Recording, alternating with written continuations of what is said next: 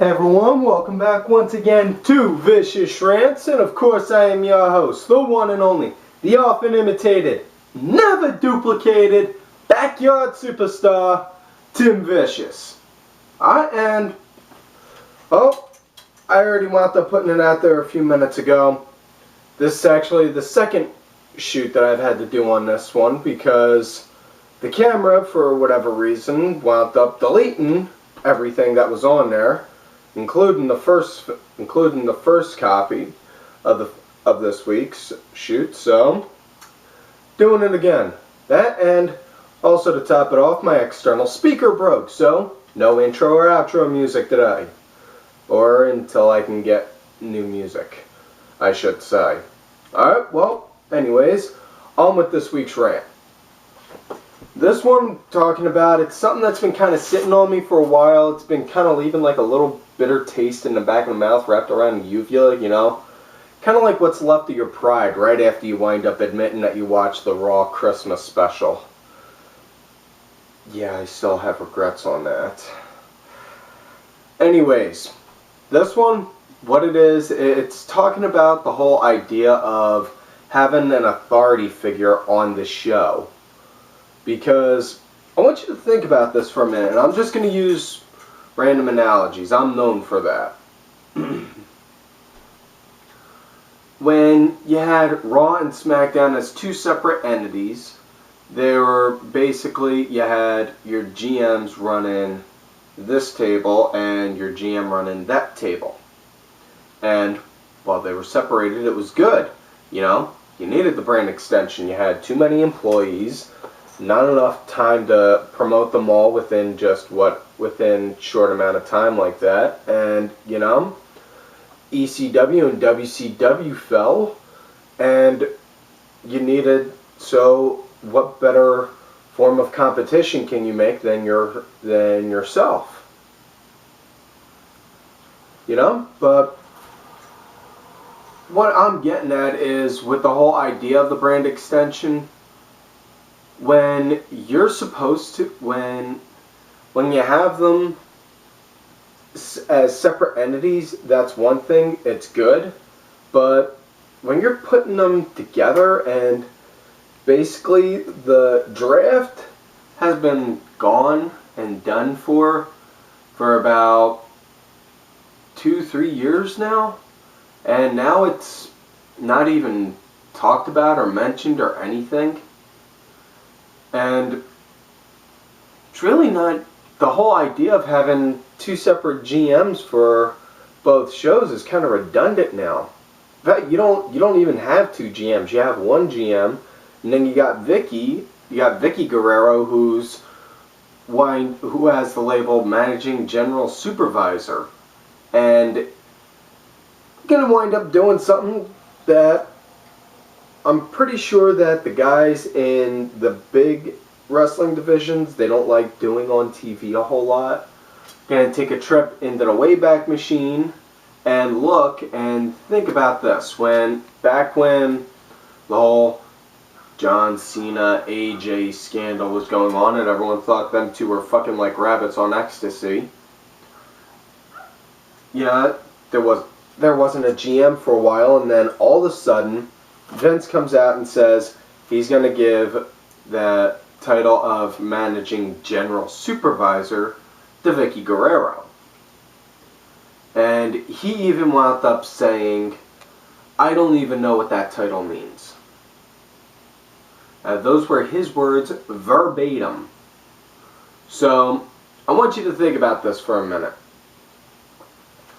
If you got a title and the boss doesn't even know what it means, all that, to me, that just sounded like they could have done so much more with the story on that, saying like it's one level above being a general manager, or being a level just under having to work in the corporate office, or anything like that.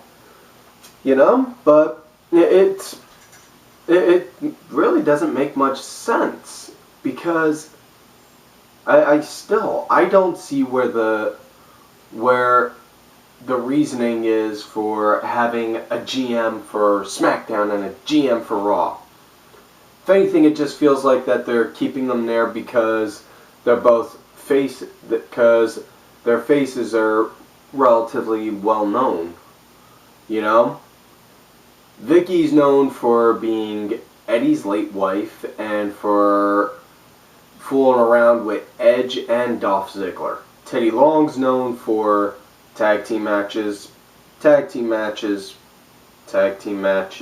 and what was that last thing he was known for again? I'm trying to think. What was it? Oh, right, tag team match. He was known for making tag team matches. And but I really don't get it. I mean, hell, why don't you do like what they did at Mania 27? Have guys from Vicky's team go against guys from Teddy's team, go at it and see who the one GM would be for them both. You know? I mean, I don't know if you guys would really want to do that again, you know, unless you open up old wounds. But it's an idea, because even if you do that, instead of having it be for general manager, you can have it be for the managing general supervisor. Just spot on the line, I should say. Sorry, I have my words all jumbled. Blah. Fuck. And with it, you know, and have the managing general supervisor be right up here and say, okay, I'm going to make this person in charge of Raw, and I'm going to make this person in charge of SmackDown, and you guys both report to me. It's a good concept, because think about it. You could have a heel managing supervisor and two babyface GMs who would be like, who would wind up doing like, okay, well, you know what? I can see you're having a hard time here, but I think I can let it slide. And, you know, have that, or be the heel and wind up antagonizing to make things worse, things like that. But I don't know. That's just me. That's just me thinking. You know, especially considering that, you know, it's considering the fact that, you know, lately the whole idea of with Raw having Vicky run it has even kind of been redundant for the past couple weeks, considering that they've had Vince, Hunter, and Steph on there, all one after another periodically. And it's because, honestly, with them all on there, it just seems like, okay, what's the point of having an authority figure on there if you're going to have the authority figure's boss telling you, don't make this match, make this match. Things like that.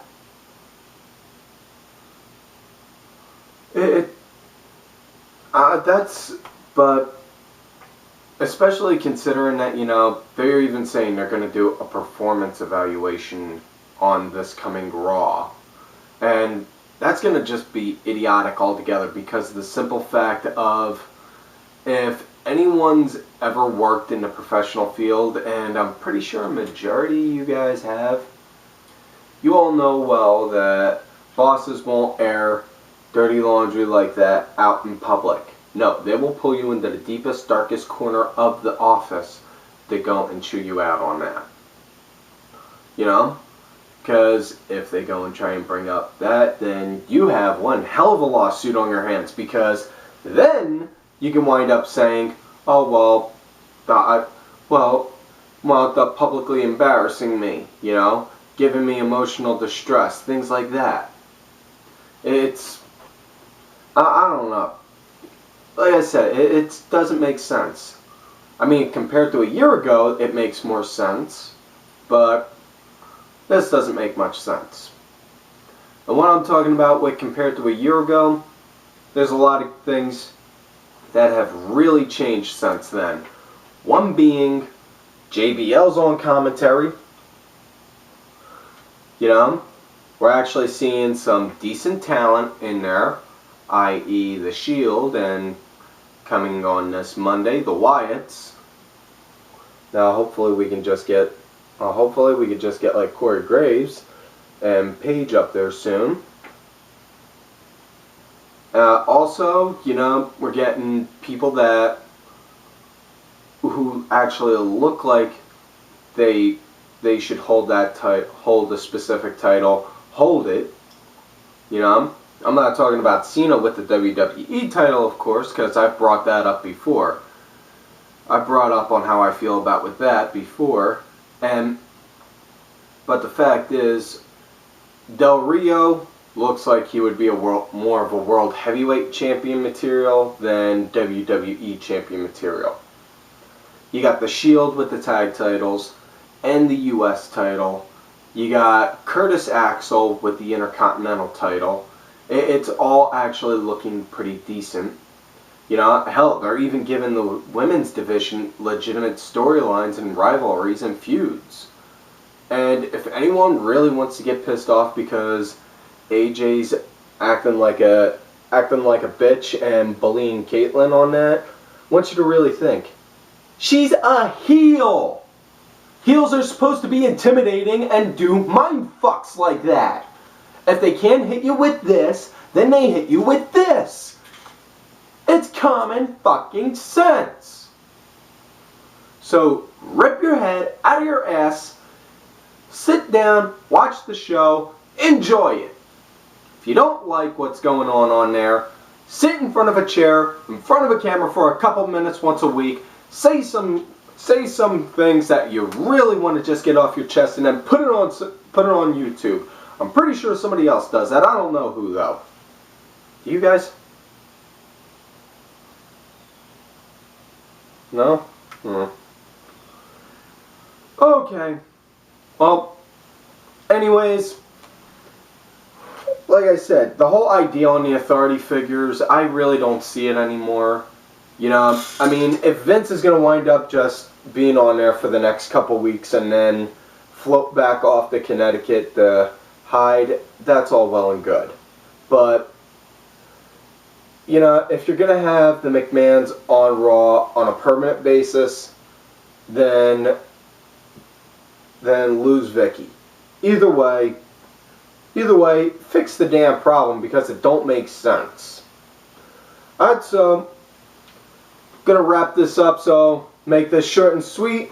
Make sure you guys like the video, subscribe to the channel, go back, watch all the other episodes, leave comments, questions, concerns, complaints, grunts and groans, anything and everything you want to say to me on there, either down here or look for me on Twitter @TimVicious and say something to me there.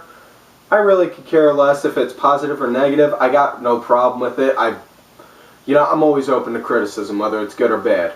Also, make sure you follow all of these cool cats right here on Twitter also. KCat26, my brother from another mother, James Steele JX2001, that Roxy Girl _ it's V bitch. James, Roxy, and Vicky all have their own YouTube shows. Make sure you check them out also. I am Danny Sunday, Monkey Morris, Helen Robinson 82, Meow _ Cakes, Jerry Soriano, Team Custom Made, Cranky Asshole, Stacy Impact W Fan. Stace, I want points. I didn't knock Impact this week, and I know you should appreciate that. Legion Lady Aaron and Legion of Nerds. Make sure you guys also check out Wrestling with Subtitles on Twitter and Sinfully Sabrina on Twitter also. Also, make sure you check out legionofnerds.com. And like normal, if you love me, great. You hate me, fuck you.